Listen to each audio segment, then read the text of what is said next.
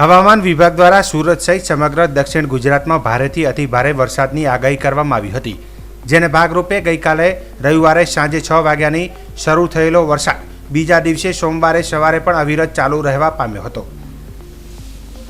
સુરત શહેરમાં શરૂ થયેલા વરસાદને બદલે અનેક વિસ્તારોમાં પાણી ભરાઈ જવાના કારણે લોકો મુશ્કેલીમાં મુકાયા હતા, તો બીજી તરફ સુરત શહેર પોલીસ અને મહાનગરપાલિકા તંત્ર દ્વારા લોકોને મદદ કરવામાં આવી હતી। શહેરમાં પડેલા ભારે વરસાદના પગલે ખાડીમાં પણ પાણીનું પ્રમાણ વધુ જોવા મળ્યું હતું। સોમવારે સવારે વરસાદનું જોર ઘટ્યું હોવાના કારણે લોકોએ રાહતનો શ્વાસ લીધો હતો।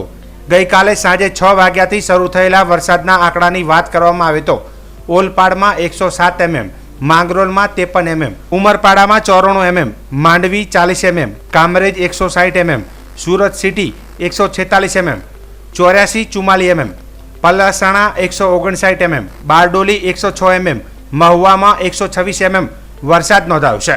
જો કે સોમવારે અને ઈશારોની અંદર વરસાદનું પ્રમાણ ખૂબ જ ઓછી માત્રામાં નોંધાયું હતું, તો બીજી તરફ હવામાન વિભાગ દ્વારા આગામી દિવસોમાં પણ ભારે વરસાદનું એલર્ટ આપવામાં આવ્યું છે, જેને લઈને તંત્ર એલર્ટ મોડમાં આવી ગયું છે।